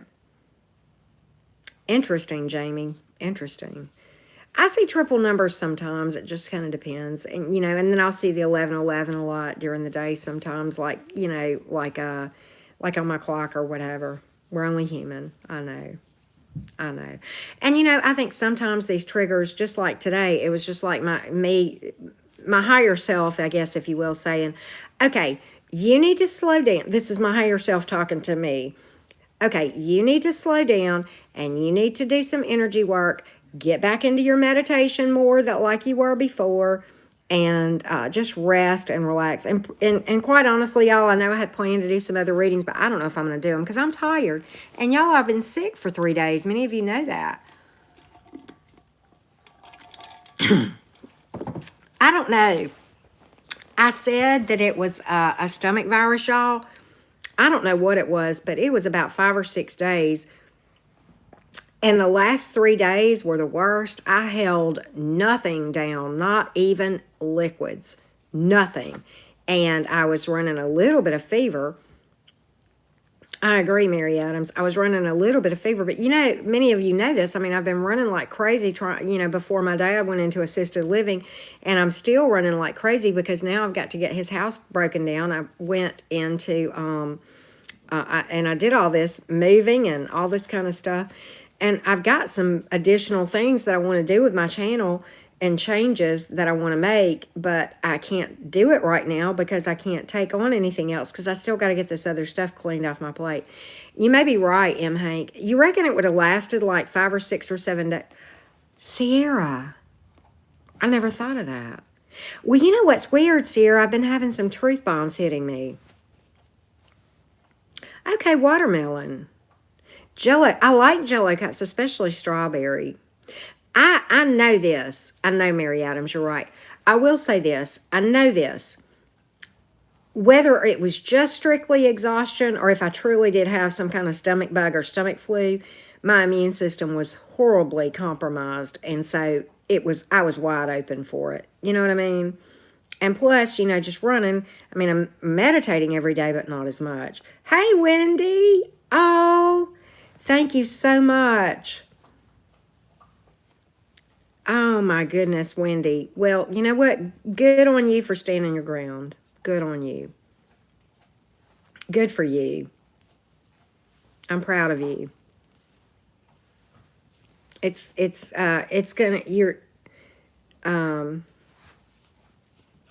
Thank you, Misty Dempsey. Y'all are I tell you, I am so, so fortunate to know you all, blessed beyond belief, and I know that. Oh, Heather Dix, it could be so many different things, right? Eclipse sickness. This eclipse was kind of weird, right? Weird energies. Do y'all hear my dog sneezing? Carolina, come here and say hello to everybody. I'm going to make room for her. I've got some stuff that I was working on, like writing down, but I'm going to let y'all want to meet Carolina? Y'all want to meet my dog? Hold on. Come on, Carolina. Come on up here, girl. Come on. Here. All right, here. Show everybody your cute face. This is her. This is my Carolina girl. That's a Carolina. Carolina. Yep, puppy, puppy. Oh, puppy, puppy. Y'all, she is like, y'all, she sleeps on my pillow at night, y'all. Something is happening, Mary Adams, but I can't remember what. Thank y'all. I know, kissy, kissy. She's a big kissy, kissy, too. Oh, that's so sweet. That's so sweet. This is Carolina. She says, I'm 3. I'm 3. I think the Fae play with her, y'all, because she'll just be playing with thin air, and that's what they do. See, I think so too, Jenny Padua. I do too. I know. She thinks she's pretty. She thinks she's all that in a bag of chips, LaTanya. And you know what? I wouldn't have it any other way. She is pretty. They all are, right? I love animals. People ask me, are you a dog person or a cat person? I'm like, yes. Yes, I am, right? And I don't have any cats right now, but if I could, I'd have a zoo. I would. I really would. I love animals. I like tiger. I've always loved tigers too for some reason. She's not a dingo. She's a mix. She's like isn't that funny, Mita? She's not she's like have y'all heard of a whippet before? She's like a whippet a lot. Right, Sumia? I know. She is sweet. She's a sweetheart. Oh, she's my heart. Y'all, you know where she sleeps? Look, this is me at night. This is the way I sleep at night, okay? I'm going to turn, like, this is my pillow right here. Can y'all see? Okay. So, like, I'll have my arm out like this under my pillow, and I've got my head on my pillow. Her head is right here. She's facing that way. Her head's on the pillow next to mine. Yes. She is, like, I believe, a whippet lab mix, but she's about the size of a whippet. She's about 33, 35 pounds, something like that. And she probably is as tall as my knees, like where her head is. She does me time. Honey, that's my shadow right there. Not the shadow self, but like she is like, wherever I go in the house, she's on my heels. Y'all ever seen that meme on Facebook that says, the dog says, we're going. And the woman says, or the human says, I'm just going to the other room. I'll be right back. I come too, the dog says. Well, I'm just going in here to get this and I'm coming right back. I know, I go too. And right on your heels. And that's the way she is. Oh, really? LaTanya, that is so cool. I love them. Oh my God, they are just gorgeous. Just gorgeous. Yes, I agree with Yvette, Jenny. I agree with exactly. See, Heather Dixon, if your animals are playing with nothing, that spirit's probably Fae. Probably Fae. The Fae love animals. Humans, not always, but the Fae, typically, yes.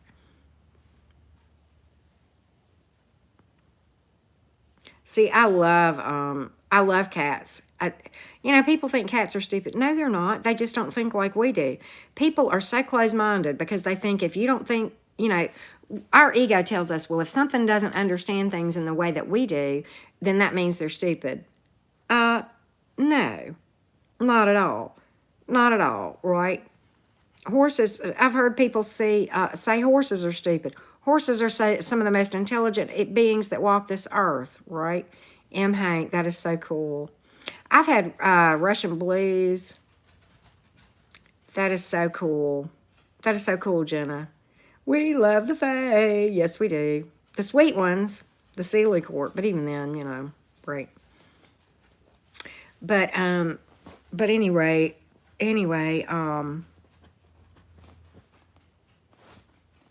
see, me time expert, you're absolutely right.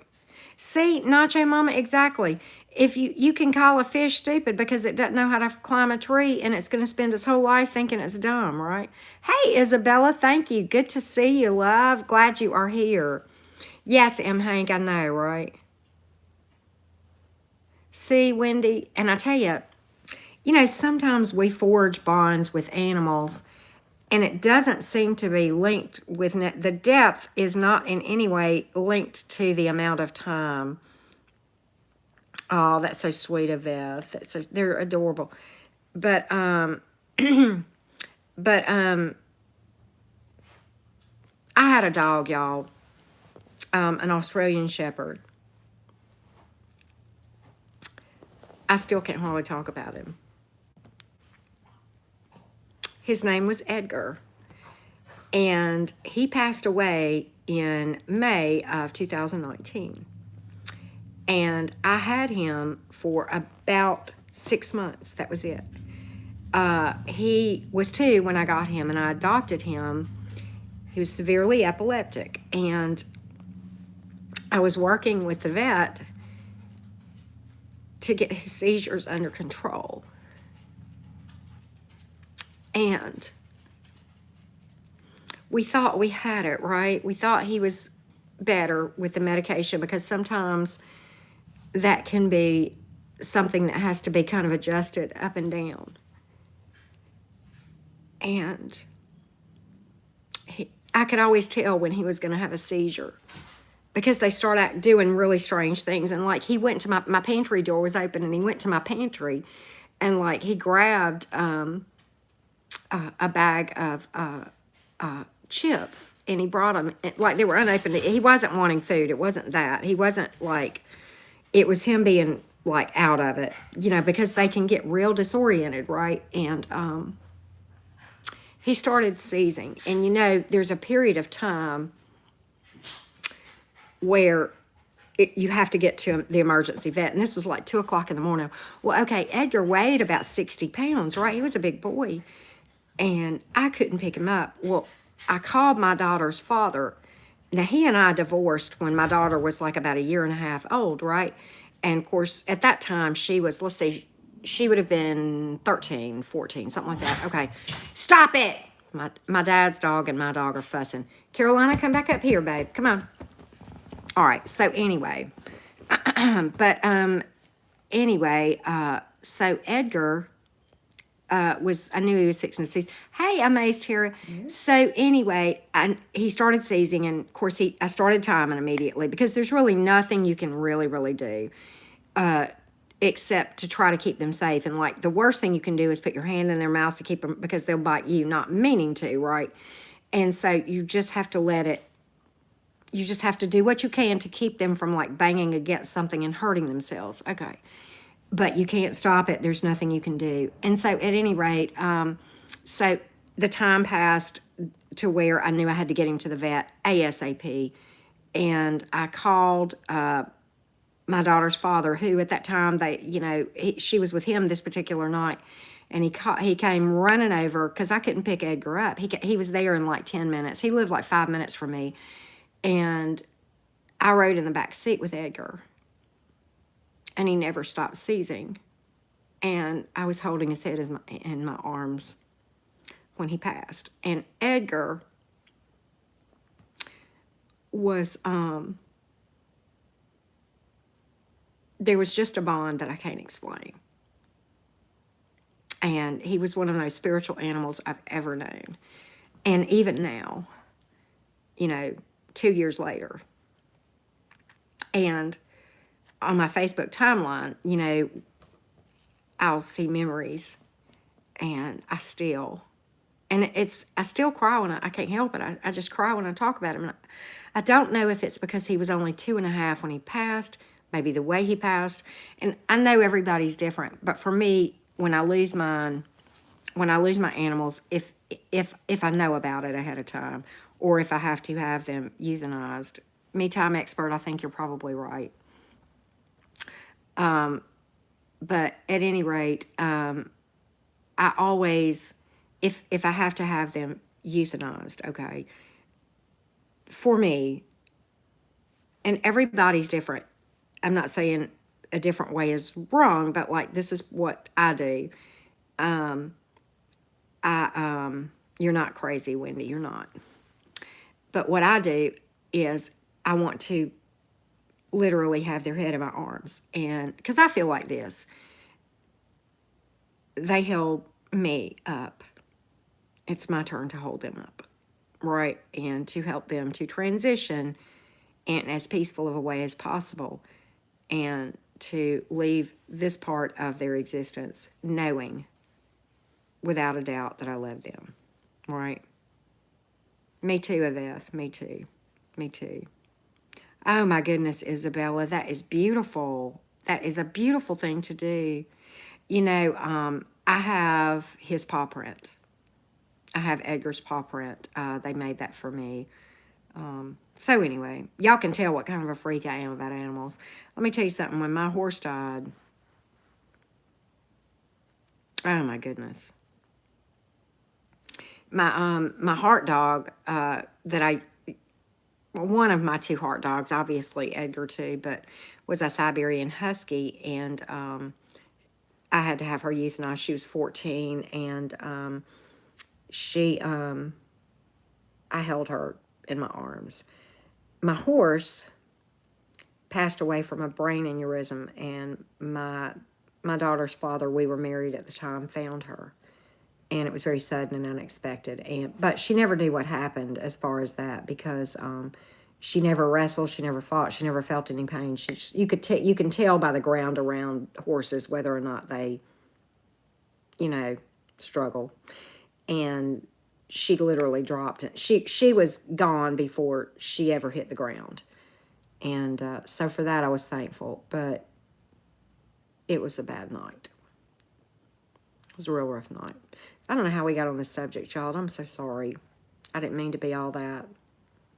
Didn't mean to get all Cancer Venus for y'all. But I do believe animals, I have no doubt they have a soul.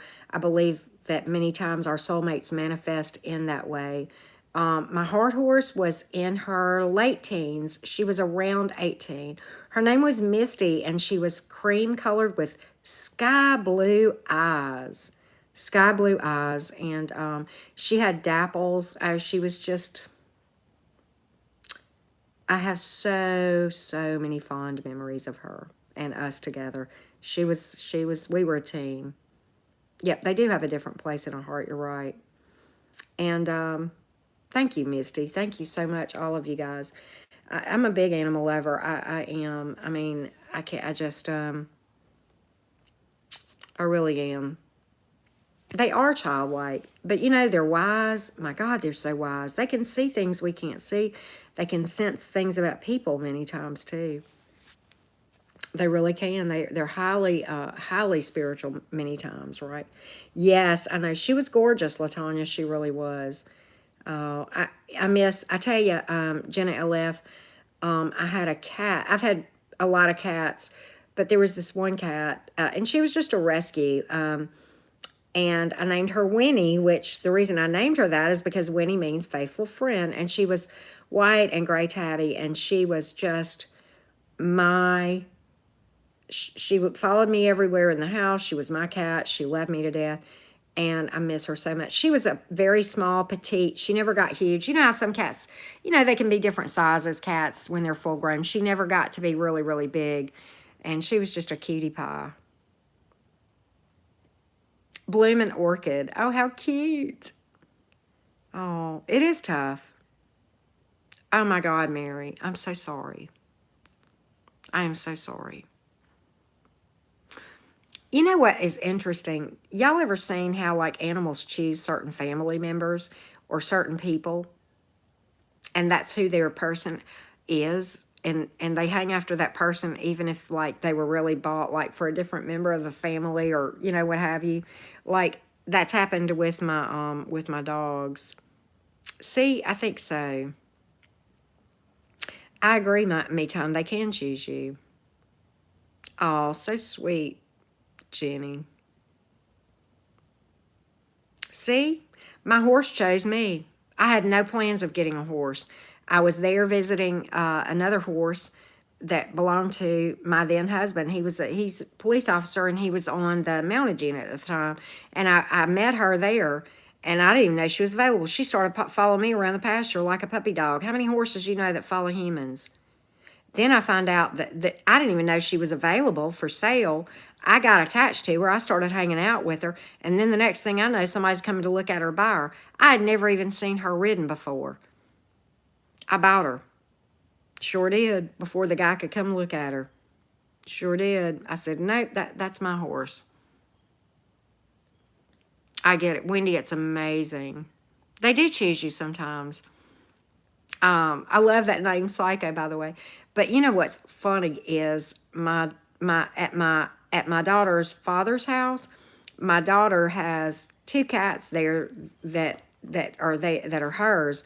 One of those cats thinks I'm her person, and when I go over there, I can call her. I don't care where she is. She comes like lightning, and I'm the only person, and I don't know what it is, but it's just me, right? Oh, that's so cool, Jenna LF. Horses are amazing. I love that name. A black Burmese. Oh, wow. Is that a snake, Quantum? Oh, wow. That is so cool. You know, I think snakes are very misunderstood. I really do. Really, me time expert. I didn't know that. I didn't know that. You know, I've heard that when, you know, and I've had this happen a couple of times, that when you have a fox cross your path, like a red fox, which I've had that happen a couple of times, that means good luck is coming, right? I've heard that too. I'll take it, right? I believe it. I believe it anyway, right? But y'all know what else I think are absolutely adorable, and I've seen them out in the wild, are raccoons. They are just too cute. Now they can be vicious, but see, I like fish too, Wendy. They're beautiful, very peaceful, very peaceful. Oh, a cat. Oh, okay. Oh, Misty. Yes, I'm that. I'm cool with that. You're definitely one of my peeps. Everybody here and more, you know, soul tribe, soul fam, right? Um, have y'all ever seen the Russian blues? They're like a gray, just a beautiful kind of charcoal gray, but they're called Russian blues. Jenna LF, that means good luck too, and that means you're, that has significance, and I can't remember what, but you need to look that up. But anyway, the Russian blues are cool. They're kind of aloof, but they, oh wow, that's interesting, Mary Adam. They're kind of aloof, but you know what? Yeah, they do look silver. They do, me time expert. You're right. The Russian blues that I had, Wendy, thank you, love. The Russian blues that I had were like, and we had them. We first got them to be barn cats because at that time we had the horses and we had our own place and stuff.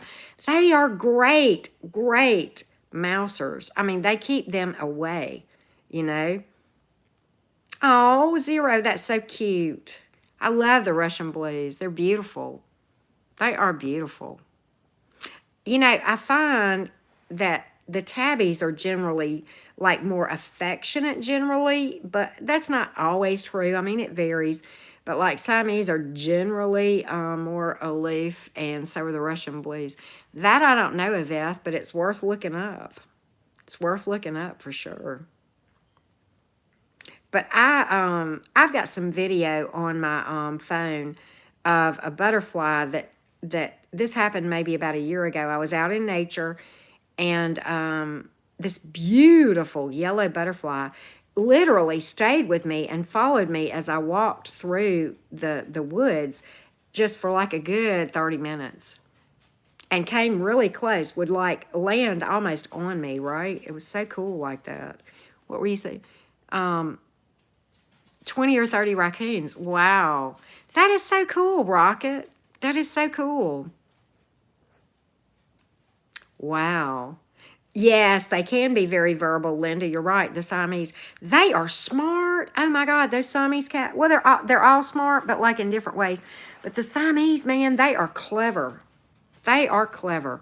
They are their own being. I mean, they're very independent, very intelligent. I had a Siamese when I was a kid. He dug up all the plants and the inside plants. He would like climb the curtains and stuff. He was a mess. I know. I like Siamese cats are beautiful. I mean, they all are. You know, I like the orange. I love gray tabbies. I don't know why, but I've had several gray tabbies in my life that I had a special kind of connection to, if you will, right? That, Candace, I think that means that you have a loved one that has passed that is visiting you, right? I've always seen that. Yeah, Mary Adams, exactly. Exactly. I'm going back and looking at some of y'all's but yeah, Igor plotted to get me and he did. Oh, that's so funny. Gray tabby, wow. I'm sorry, Candace. Probably a visit. Probably a visit. I knew what you meant, Rocket White. Let me tell you something. Autocorrect is, you know what? I have sign language for autocorrect sometimes, especially. Is it just me or is it worse during retrograde? And like basic words like THE, it doesn't recognize. I'm like, wait a minute. What planet are you on that you don't understand that the is a basic word in the English language, you know? But my autocorrect really shows out during retrograde. It's never cool, but yeah. I know, right, Mary Adams? It's like I just really have words for autocorrect. Duck is not a word that I often use, autocorrect. There, ducking, duck, you know, you can just take that out, right? That's not what I'm trying to say. Yep, like you say, duck, I know. I mean, when my Virgo bestie and I are talking and texting, he finally just gave up and just lets it say duck and ducking, and he just doesn't even try to correct it anymore. Right? It's like just whatever, right? It's like, ugh, you know. And do y'all know what's funny? And I'll say this, y'all will get a kick out of this. I used the word fuckery so much in my old phone. Now, I've got a new phone I just got about a few days ago. But I used the word fuckery so much when I would text that my autocorrect started to predictive text it. Yes, it did. Why, Nacho Mama? No, quantum leaping Rocket's cool. Rocket's like, he's like, Rocket probably a Gemini. He's a Gemini probably. And I say that nice, but like, it gives you the quack. Oh my God, that's so funny. No, Rocket's a prankster, but he's cool. He's just playing around. Or she. Rocket, or I don't even know, Rocket. Are you a guy or a girl? I don't know. It doesn't matter. Rocket's all that in a bag of chips. He or she is fine. I don't care. It doesn't matter. He, she, they, whatever. I don't get caught up in all that, right? Nah, quantum leaping. Candace Morgan, I'm dying. Oh my God. That is definitely a meme worthy thing, right? That's definitely meme worthy. That's so flippin' hilarious. That is too hilarious. Right, Heather? Wow, Jenny. You might have some Fey energy going on around you. Right? Yeah, you got to break them in. I know. 73-year-old coot with a long white beard. Oh my gosh. You're so funny, Rocket White. You're so funny. I'm not exactly a spring chicken. I'm like this, Rocket White. Age is a state of mind. I could give two fucks what the numbers say. I mean, I know I'm got a lot of life left. I don't care, right? There you go. My take on age. I mean, that's not to say I would want to like date a 24-year-old, no, but you know, maybe. That's funny. Misty, you know, I don't know if you heard me say, but my first horse, her name was Misty, the one that had the blue eyes. See, Hank, I do not, and look, let me tell you something. Yes, I wear combat boots. Yes, my jeans have rips in them. I don't care. I like it. I wear it. It doesn't matter. If people want to think that I'm not dressing my age, well, you know what? They need to learn what age really means, right? Nacho Mama, that's funny. You're right. Yeah, I haven't grown up yet either, Mary Adams. I'm still kind of wondering. Spirit Mamas, Victoria, hello. See, Jamie, all these close encounters with animals, I mean, those have spiritual significance. They really do. You know, who was it said they were afraid of bees a while ago? I am weird that I am not. And do you know, let me tell you something. I believe animals can understand a lot more than we think, right?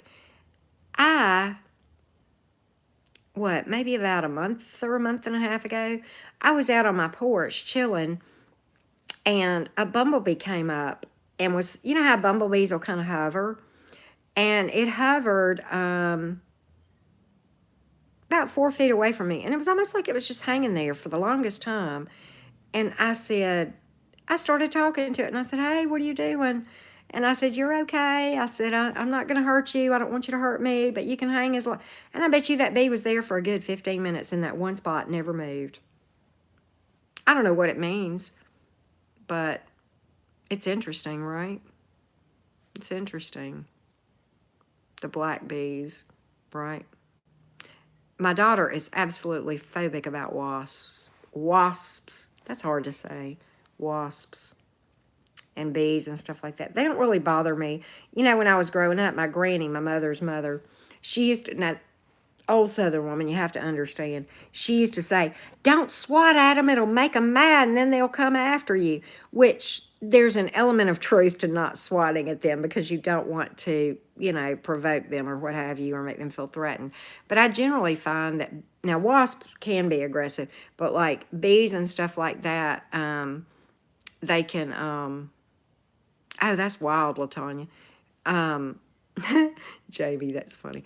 But anyway, with that being said, bees and stuff, I don't get afraid of them. I watch them and pay attention to where they are. But typically I find that they just kind of, they'll ease around and they'll eventually ease off and go their way. And I'm like, okay, they're pollinating, right? There you go. But anyway, guys, while we've been chatting 2 hours, I probably need to get off here. And I think I'm going to go, I don't know, get me something else to eat because I'm still trying to hold down food and eat more. Wow, Misty, that's so cool. Misty, I'm enjoying, so many of y'all make contributions to the chat. You don't know many times the things that you say that are encouraging to myself and others. And everybody who comes to these chats. Thank you for participating, for chatting, for, questions and comments and answers and input and all of those things, because I can tell you, you all lift me up. And I know that if that's true, that you guys must lift each other too and encourage each other. And sometimes it's just fun to joke around. And so when Rocket White, is popping something funny, there's humor is healing, right? You too, Misty. Humor is healing. So I love it. And so there you go. Y'all have a beautiful evening. I am going to slow down, do some self-love. I think I'm not going to do any more readings tonight.